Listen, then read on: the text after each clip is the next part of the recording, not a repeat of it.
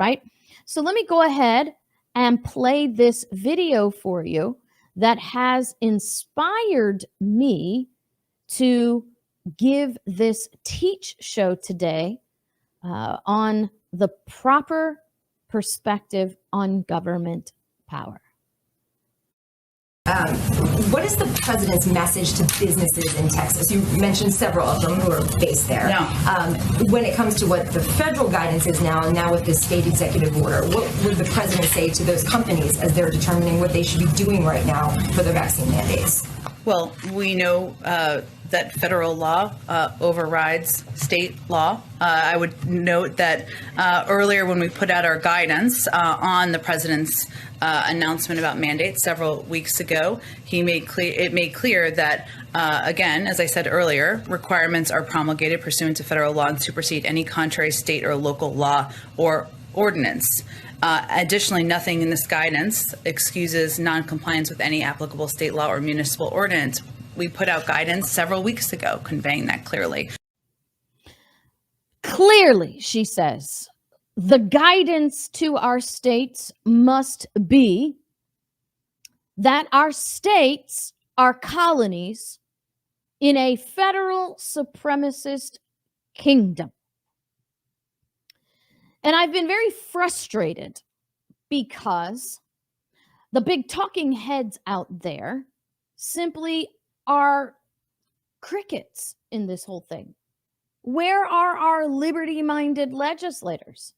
Where are our liberty-minded governors? Where are our liberty-minded senators in D.C.? Where are our liberty-minded House reps in D.C.? Where are our state reps? Where are our sheriffs? Where are these people who have a platform in the media anytime they want it?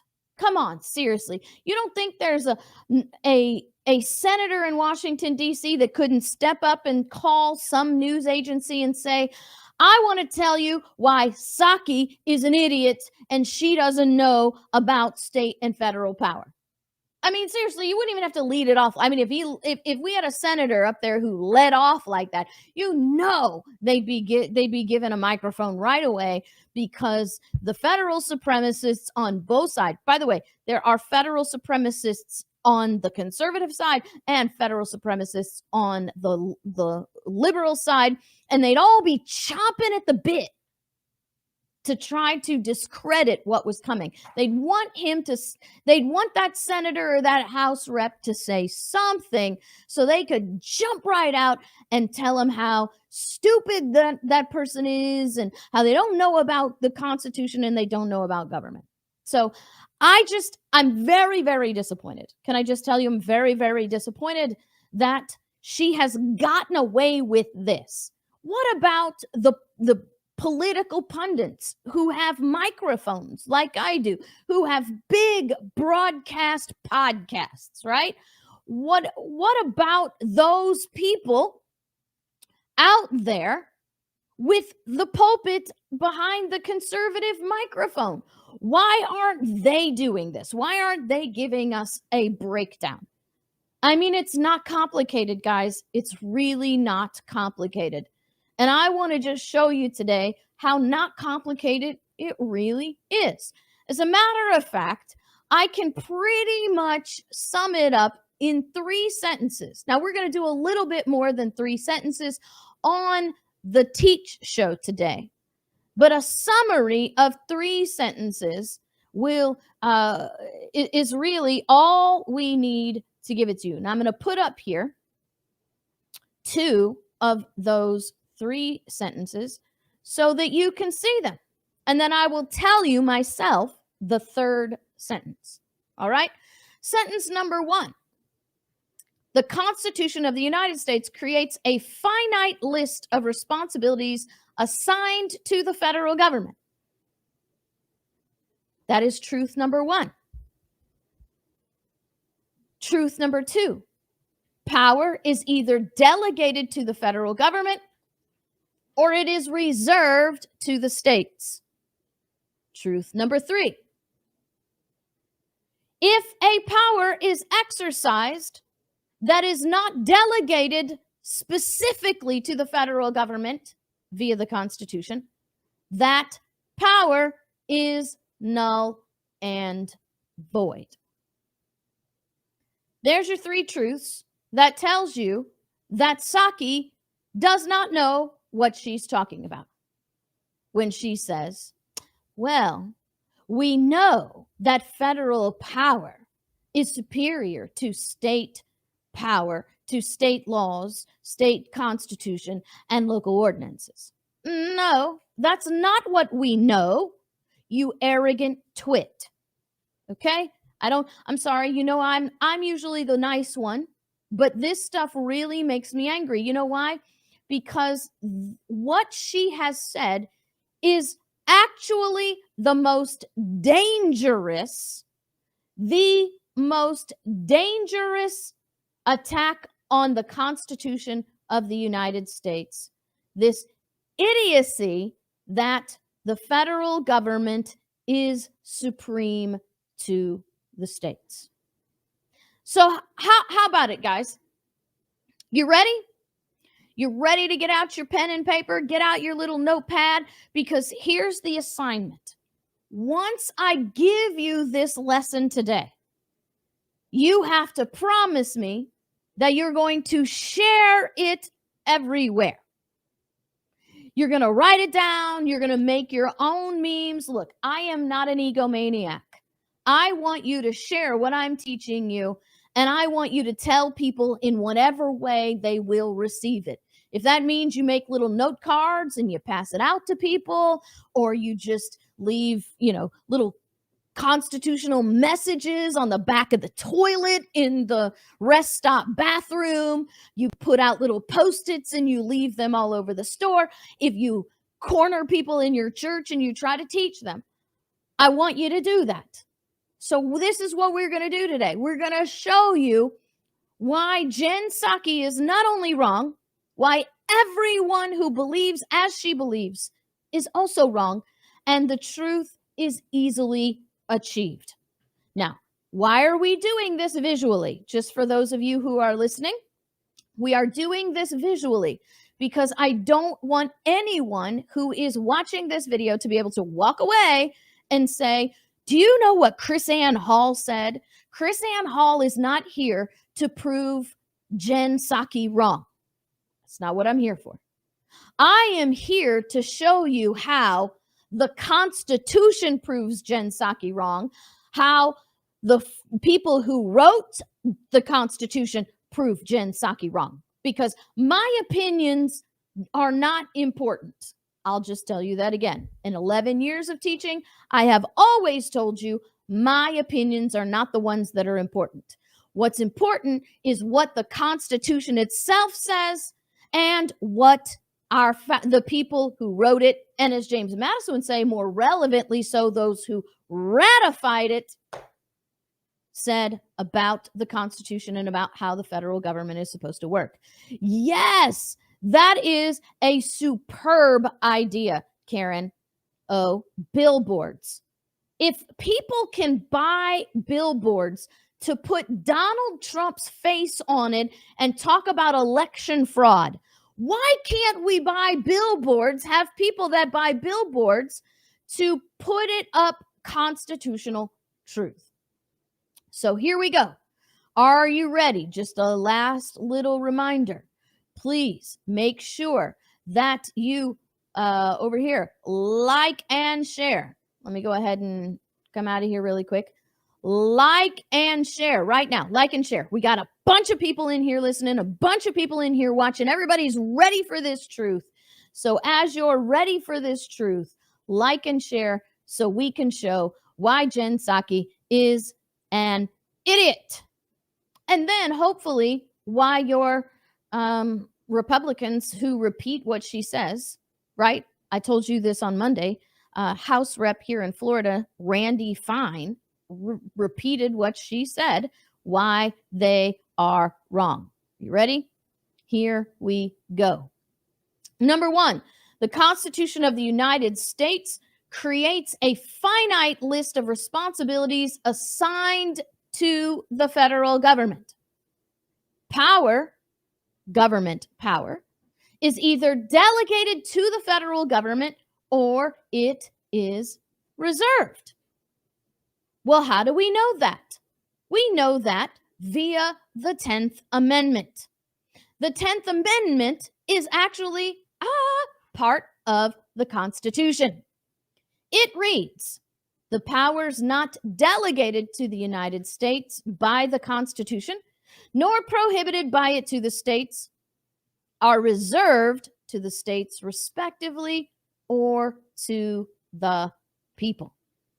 So if we're going to sum this up in our bullet points, certain and specific powers are delegated to the federal government, right? Powers not delegated are reserved to the states and to the people. I mean, it's right there, guys. So what do we know from that? Listen to what Alexander Hamilton writes in Federalist 83. "An affirmative grant of special powers would be absurd as well as useless if a general authority was intended." So the first thing we must understand, certain and specific powers are delegated to the federal government. All powers not specifically delegated to the federal government are reserved to the states. That means there is a list of can-dos to the federal government. And if it's not found on the list, specifically enumerated, according to Alexander Hamilton, the biggest government guy we have, it is automatically a can't. Ready, class? Now, what Jen Psaki and those who repeat and parrot the ignorance that she repeated and parroted are talking about the supremacy clause when they say, oh, well, the federal government is supreme to state and local governments. They are trying to point you to the supremacy clause of the Constitution as their authority. The problem that we have in America today, and it saddens me to say this, is that way too many people, including, to pull a point from Joe Biden here, way too many people, including lawyers and judges and politicians, have never actually read the Supremacy Clause. To find the Supremacy Clause, you go to Article 6, Clause 2, and I have shortened it just a little bit. But if you want, go get your pocket Constitution and find it. And you can read along with me, because I promise you I have not taken anything out that would change the meaning of this. The Supremacy Clause reads, "This Constitution, comma, and the laws of the United States, which shall be made in pursuance thereof, semicolon, shall be the supreme law of the land." Now, in between that is some language about treaties. That's another class, but this is the important part. So let's look at this grammatically. It says, "This Constitution shall be the supreme law of the land." Do you notice that in this text, Article 6, Clause 2, the Constitution is the supreme law of the land and nothing has to happen? There is no condition. It is the supreme law of the land. Now, however, look at the laws of the United States. The laws of the United States are only the supreme law of the land when they are made in pursuance thereof. Meaning, if the laws are not made consistent with the Constitution, they are not supreme. Now, the Constitution and the laws made according to the Constitution bind the judges in the states. I just want to note there, it doesn't say bind the businesses. Bum, bum, bum, bum. It doesn't say bind the people. Bum, bum, bum, bum. It says binds the judges of the states. So the Constitution binds the judges of the states, and the laws made consistent with the Constitution bind the judges of the state. So, summarizing, the Constitution is supreme. Only federal laws made under the authority of the Constitution are supreme. Federal laws, EOs, regulations, judicial opinions made inconsistent with the Constitution are not binding. Can we just say that one more time? If these rules, regulation, EOs, judicial opinions, and laws are not made consistent with specifically enumerated power, they are not binding, which means they have no power. Period. You are not bound by them. They have no authority over you. They have no control over you. Oh, but wait, maybe they do. The only control they have is not legal, it's mental. Laws, EOs, regulations, judicial opinions not made consistent with the Constitution are only binding on you when you make them binding out of ignorance, fear, or addiction to comfort. So let's do a little review of the three branches of government. The legislative branch has legislative authority. The executive branch has executive authority. And the judicial branch has the authority to judge, not to write, not to amend, but to judge. As a matter of fact, if you go to libertyfirstsociety.com, you can take our class on each one of these branches and understand better what the exact limitation of power may be. Now remember, this is, where's my button here? Oh, man. Oh, I'm going to be over here. Federal laws, EOs, regulations, and judicial opinions made inconsistent with the Constitution are not binding. So in order to be able to judge whether they are consistent or not, you need to know how the Constitution works. Legislative power. Remember what Hamilton said? An affirmative grant of special powers would be absurd as well as useless if a general authority was intended. He's telling you we made a list. We made a list of the powers, and if the power is not on the list, it is not authorized. So, if you want to know what powers are delegated to the legislative branch, you go to Article 1 of the Constitution. If you want to know what powers are delegated to the executive branch, you go to Article 2 of the Constitution.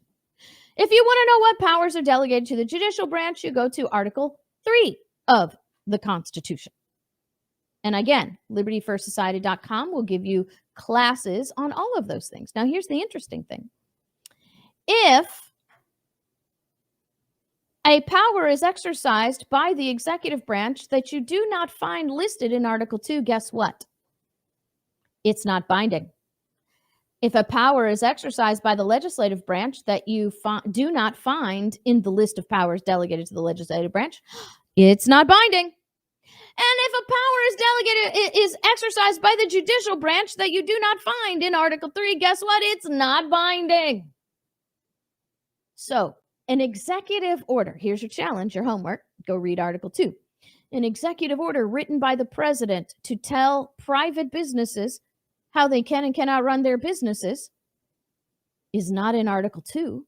Therefore, that executive order is not binding. Here's one.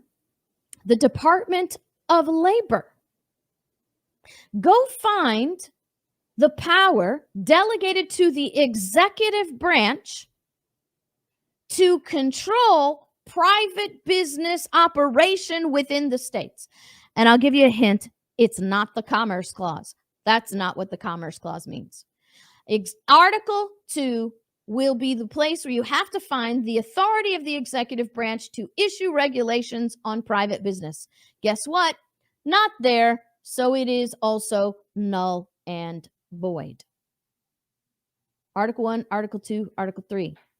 Know them, love them, live them. So let's review the Supremacy Clause one more time. The Constitution is supreme. Only federal laws made under the authority of the Constitution are supreme. And everything else, if it's not on the list, is null and void. Now, this is not something that is brand new. This is not something that I'm making up. I'm showing you right here on the screen the language itself. You can read it there yourself. You don't have to take my word for it. It's right there.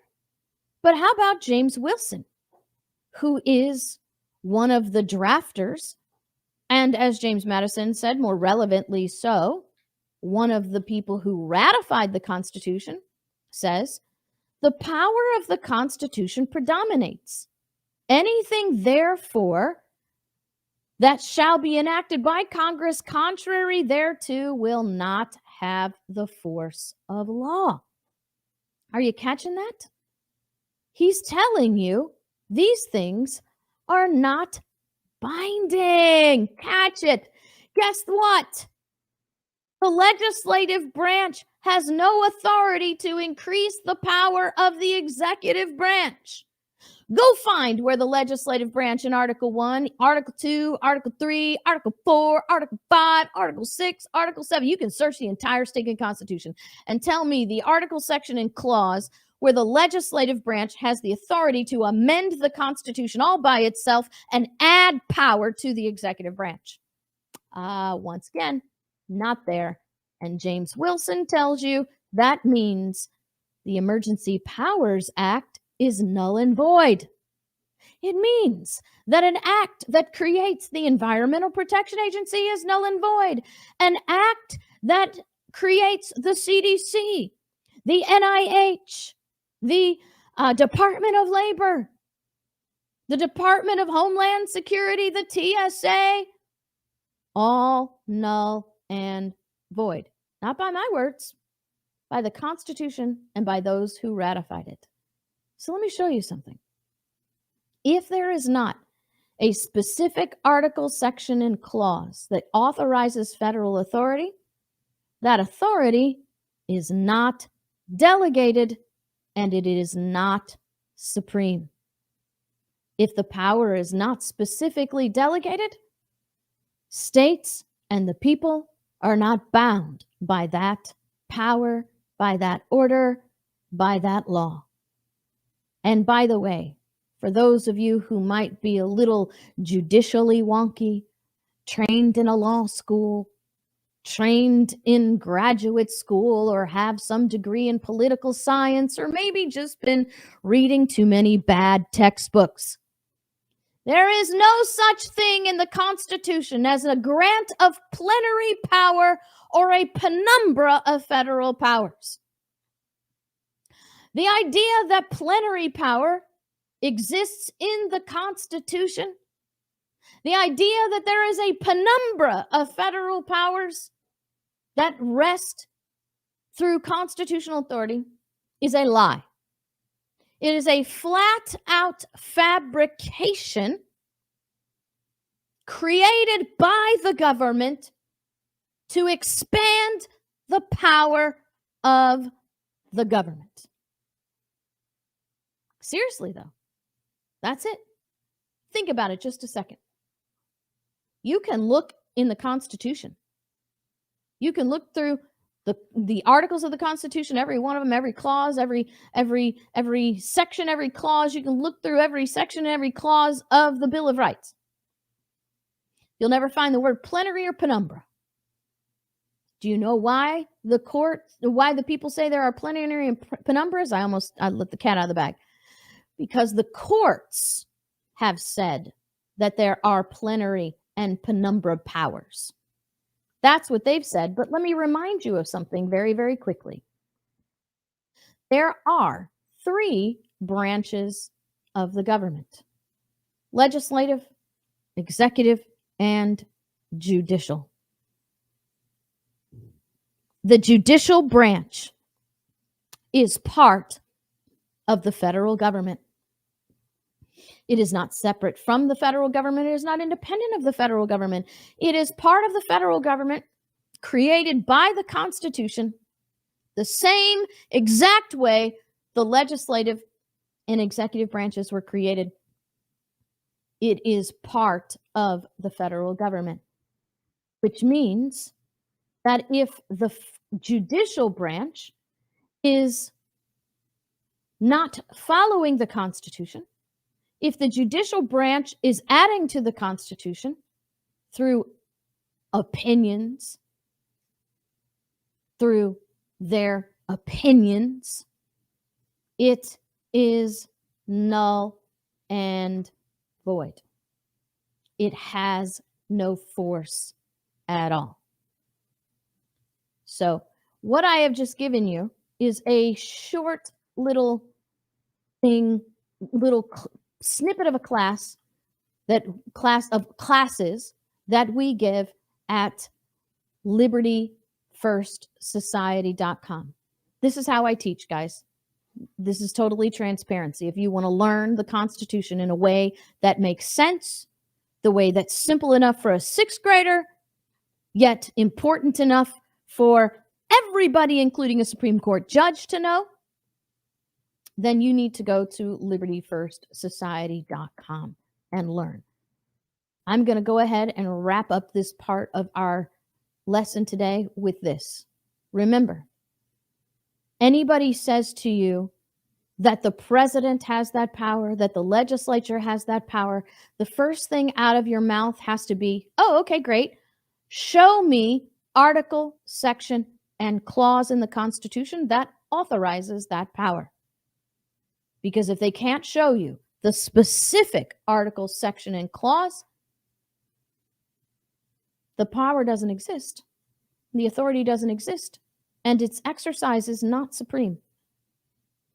And if a power is not specifically delegated, it is automatically reserved to the states and the people, and they are not bound by it. So let's finish this up, will we? Federal laws, Jen Psaki, do not automatically and always trump state laws and Constitution. Federal laws do not automatically and always trump state laws and Constitution. The only time federal laws, rules, regulations trump state laws and state Constitution is when that power is specifically enumerated in article, section, and clause. State laws, here's the thing that you won't hear from them. Because the supremacy clause not only makes the Constitution supreme, not only makes federal laws made in pursuance to the Constitution supreme, it also makes state laws and state constitutions supreme to federal laws not authorized by the Constitution. State laws and state constitutions are the supreme law of the land when they are powers reserved to the states. And the federal government doesn't get to make it up as they go along. And this is why Jen Psaki is completely and totally wrong. And I'm going to play for you one more time Jen Psaki's little statements. So maybe now that you know the simple, this is not complicated. This is not PhD. This is 6th grade reading level stuff, guys. And you know how simple it is, the truth, how simple the truth is. You can be just as righteously angry as I am when you hear what she has to say. What is the president's message to businesses in Texas? You mentioned several of them who are based there. Yeah. When it comes to what the federal guidance is now, and now with this state executive order, what would the president say to those companies as they're determining what they should be doing right now for their vaccine mandates? Well, we know that federal law overrides state law. I would note that earlier when we put out our guidance on the president's announcement about mandates several weeks ago, it made clear that, again, as I said earlier, requirements are promulgated pursuant to federal law and supersede any contrary state or local law or ordinance. Additionally, nothing in this guidance excuses noncompliance with any applicable state law or municipal ordinance. We put out guidance several weeks ago conveying that clearly. So there you go, guys. There you go. Now you know the